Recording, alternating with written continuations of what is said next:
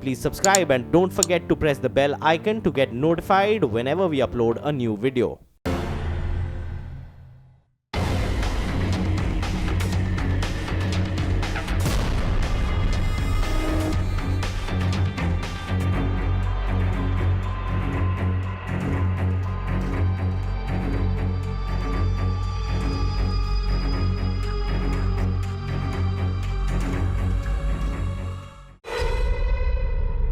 पाकिस्तान में चुनाव आतंकियों की नौटंकी। पाकिस्तान का चुनाव बना सबसे बड़ा तमाशा। पाकिस्तान के सियासी अखाड़े में आतंकियों का बोलबाला। पाकिस्तान की सियासी बिसात पर आतंकियों की जमात।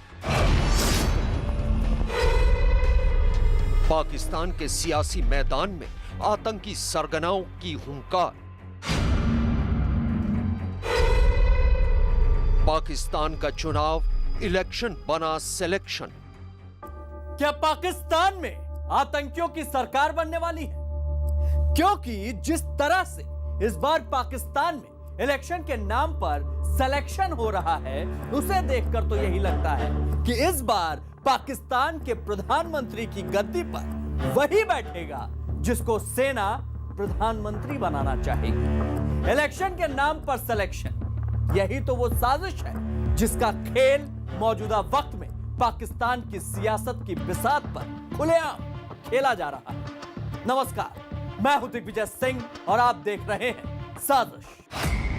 फजल उल रहमान खलील हरकतुल मुजाहिदीन का सरगना, हाफिज सईद लश्कर तैयबा का सरगना, औरंगजेब फारूकी अहले सुन्नत वल जमात का सरगना, मोहम्मद अहमद लुधियानवी अहले सुन्नत वल जमात का डिप्टी कमांडर, शफीक मेंगार दिफाए बलोचिस्तान का सरगना।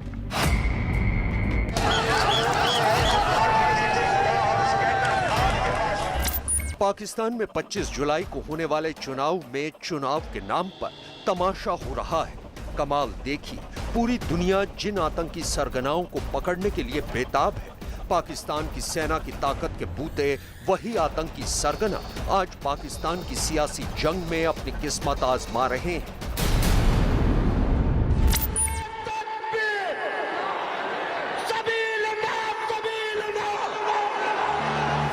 दुनिया जिनको नापाक आतंकी कहती है, पाकिस्तानी सेना के दम पर वही आतंकी पाकिस्तान की आवाम के रहनुमा बनने की तैयारी में है।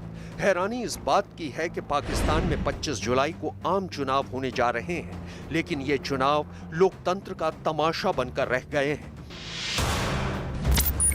क्योंकि इस चुनाव से नवाज शरीफ के नेताओं का सफाया हो चुका है और ना ही आवाम की बात सुनी जा रही है। सिलेक्शन प्रोसेस बन के रह गया है। इलेक्शन तो है ही नहीं। इसमें से पहले से तय है कि कौन प्रधानमंत्री बनेगा, ये भी तय है कौन पॉलिटिकल पार्टीज़ को इलेक्शन जीतना है या जिताया जाएगा। दूसरी पॉलिटिकल पार्टीज़ जो सेना का विरोध कर रही हैं इस सेंस में कि उनका पॉलिटिकल रोल नहीं होना चाहिए, जैसे नवाज शरीफ की PMNL जो है या भुट्टो की जो PPP है, पीपल्स पार्टी ऑफ पाकिस्तान, या ANP जो अवामी नेशनल पार्टी जो है वहाँ की खैबर पख्तूनख्वा की।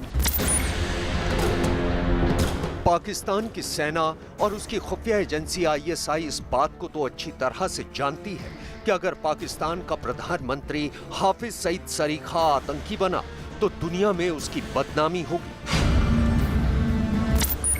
लिहाजा सेना और ISI ने मिलकर एक साजिश रची है। साजिश इमरान खान को पाकिस्तान का प्रधानमंत्री बनाने की। पहले से सब तय हो गया है कि किस पार्टी को कितनी सीट मिलेगी और किस तरीके से इमरान खान को वहाँ का प्रधानमंत्री बनाया जाए। मीडिया के ऊपर इतना प्रेशर है कि इमरान खान को सपोर्ट करने के लिए, खासतौर से डॉन अखबार के ऊपर तो बहुत सबसे ज़्यादा प्रेशर है कि वो ऐसी खबर न छापें जिससे नवाज शरीफ या दूसरे अपोजिशन पार्टीज़ को सपोर्ट नहीं। चूंकि एक जमाने में इमरान खान को तालिबान खान का तगमा मिल चुका है, लिहाजा सेना के इशारे पर ही पाकिस्तान की सरजमी पर चलने वाली आतंकी फैक्ट्री का एक बड़ा चेहरा और आतंकी सरगना ने इमरान खान की पार्टी पाकिस्तान तहरीक-ए-इंसाफ को समर्थन देने का ऐलान कर दिया है।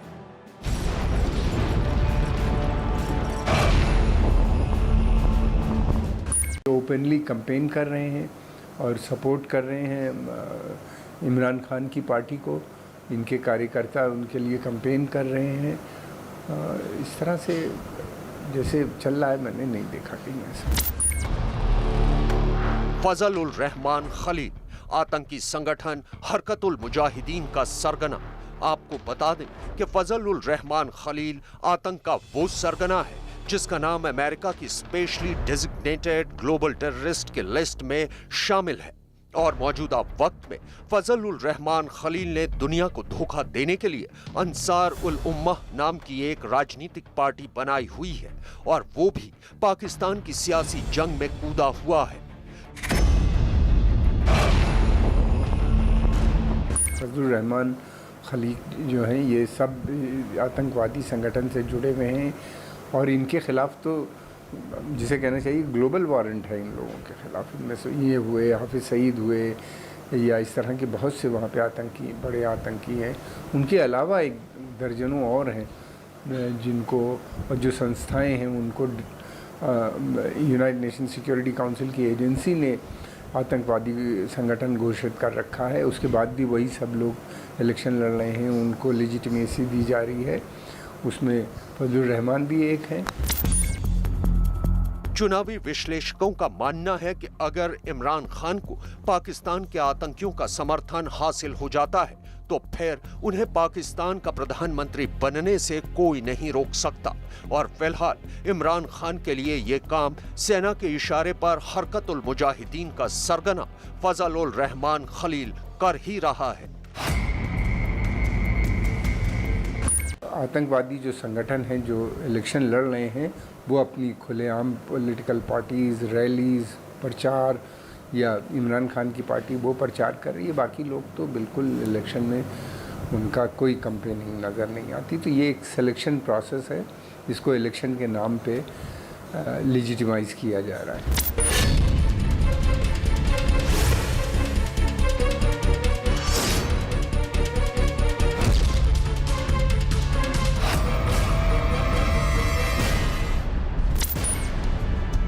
फजल उल रहमान खलील वो आतंकी जो बेगुनाहों और मासूमों के खून की होली खेलने के बाद अब पाकिस्तान की आवाम के सामने वहां के निजाम और सियासतदानों को खुलेआम धमकी दे रहा है।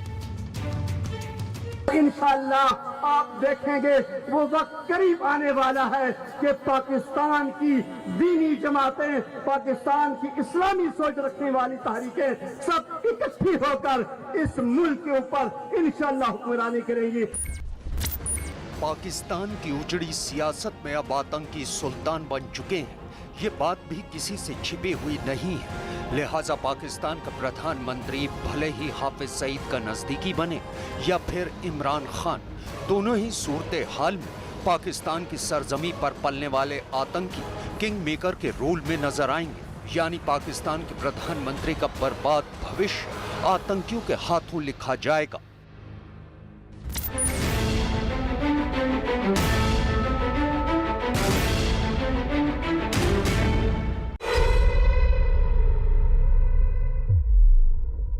मुंबई आतंकी हमले का मास्टरमाइंड हाफिज सईद पाकिस्तान में 25 जुलाई को होने वाले आम चुनाव के प्रचार में जी जान से जुटा हुआ है। कमाल देखिए, चुनाव पाकिस्तान में हो रहा है लेकिन वो भारत को हराने के नाम पर पाकिस्तान की आवाम से वोट मांग रहा है।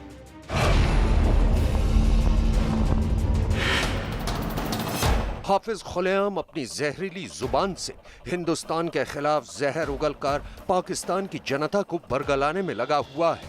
हाफिज सईद ISI के इशारे पर खुद तो चुनाव नहीं लड़ रहा है लेकिन वो अपने बेटे और दामाद और अपनी पार्टी के उम्मीदवारों के लिए वोट मांगने के लिए रैलियां कर रहा है। हाफिज़ सईद का इन्होंने पहले से बहुत अहदा बनाया, उसको नवाज़ शरीफ के मुकाबले में लाके खड़ा किया गया, फिर उसके बाद अब उसका अहदा और बढ़ाने की कोशिश कर रहे हैं। इस वक्त उस कोशिश ये है कि हाफिज़ सईद जो है वहाँ के सबसे बड़े रिलीजियस और पॉलिटिकल लीडर के रूप में वो इमर्ज कर जाए। इतना ही नहीं, पाकिस्तान की उजड़ी सियासत में अपनी बैठ बढ़ाने के इरादे से ये आतंकी सरगना लाहौर, इस्लामाबाद, फैसलाबाद, सरगोधा, साहिवाल और झांग में अपनी सियासी पार्टी के ऑफिस भी खोल चुका है। इन दफ्तरों में उसने बाकायदा अपनी पार्टी के उम्मीदवारों के नाम का ऐलान कर उन्हें अपनी पार्टी की नुमाइंदगी करने और इलेक्शन लड़ने के लिए टिकट बांटे। हाफिज सईद ने अपनी एक चुनावी रैली सरगोधा में की और यहाँ भी उसकी जहर उगलती जुबान पर भारत विरोधी राग ही था। हाफिज ने भारत पर इल्जाम लगाया कि उसने सिंधु नदी पर डैम बनाकर पाकिस्तान की बिजली की चोरी की है। सिंतास मुआहिदा तोड़कर इंडिया ने पाकिस्तान के 3 दरियाओं पर डैम बनाए। एक एक दरिया पर 4-4, 5-5 दरिया बनाए। नदी नालों पर ये डैम बनाए, सारा पानी चोरी किया। इस रैली में हाफिज ने पाकिस्तान की सियासी पार्टियों के नेताओं को भी नहीं बख्शा।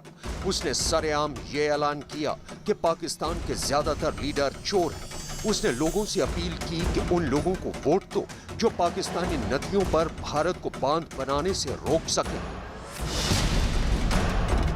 हकीकत में इंडिया ने पैसा फेंका, इन लीडरों ने ये पैसे वसूल किए और पाकिस्तान का पानी चोरी हुआ, पाकिस्तान की बिजली चोरी हुई। आतंकी संगठन लश्कर तैयबा के सरगना हाफिज सईद ने अपनी रैली में अपने भाषण के दौरान पाकिस्तान की आवाम को एक ऐसा नया सियासी नेतृत्व देने का वादा भी किया जो पाकिस्तान की किस्मत को बदल कर रख देगा। आपको बता दें कि हाफिज सईद की पार्टी मिल्ली मुस्लिम लीग के चुनाव आयोग में रजिस्ट्रेशन न हो पाने की वजह से वो पाकिस्तान की एक और सियासी पार्टी अल्लाहू अकबर तहरीक के बैनर तले अपने उम्मीदवारों को चुनाव लड़वा रहा है। एएटी के बैनर तले हाफिज के 265 उम्मीदवार नेशनल और सूबाई असेंबली के चुनाव लड़ रहे हैं। इन प्रत्याशियों में 13 महिलाएं हैं और वोट मांगने के लिए उसने जो तरीका अख्तियार कर रखा है उस तरीके से पूरी दुनिया वाकिफ है। यानी हाफिज बोलेगा तो हिंदुस्तान साल में पाकिस्तान के 6 प्रधानमंत्रियों ने खुद इस्तीफा दिया है। 70 साल में पाकिस्तान ने 6 अंतरिम प्रधानमंत्री देखे हैं। पाकिस्तान का सुप्रीम कोर्ट देश के 3 प्रधानमंत्रियों को बर्खास्त कर चुका है। पाकिस्तान के 3 प्रधानमंत्री की सरकारों का सेना ने तख्ता पलट किया है।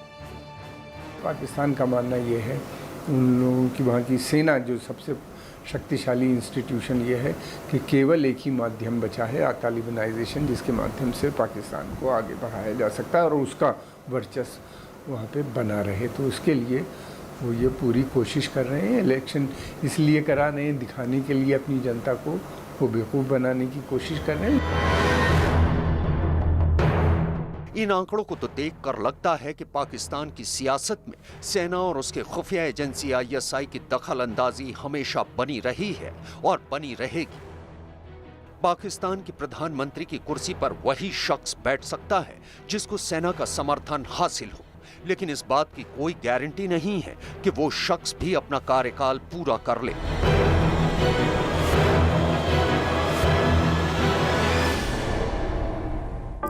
तो ये थी पाकिस्तान में होने वाले चुनाव पर वहां चल रहे तमाशे को लेकर हमारी खास पेशकश। लेकिन देश दुनिया की तमाम बड़ी खबरों के लिए देखते रहिए News 18 इंडिया।